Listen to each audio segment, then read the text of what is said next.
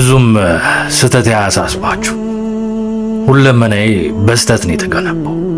ምናልባት ግን ትናንት ሰራ የነበረውን ስተት ካያችሁ ዛሬ ላይ አልደግሞ የ24 ሰዓት እድሜ ያለው ስተቴ። ስለዚህ ብዙ አትድገሙ። ነገ የምታገኙት የዛሬ ማንነቴ ተስተካክሎ ከስተት ላይ ተረማምዶ ስለሆነ ብዙም አትልፉ። በቃ እኔ እንዲህ ነኝ። በስተት ላይ ስተት፣ በስተት ላይ ስተት ልክ እስከሆን ድረስ ተሳስቼ ራሴን የገነባው ሰው ነኝ። ስተቴንም አልጠላው፣ ማንነቴ ነው። የነገውን ለማየት የዛሬ ስተቴን ሳልደግመው ተከተሉኝ።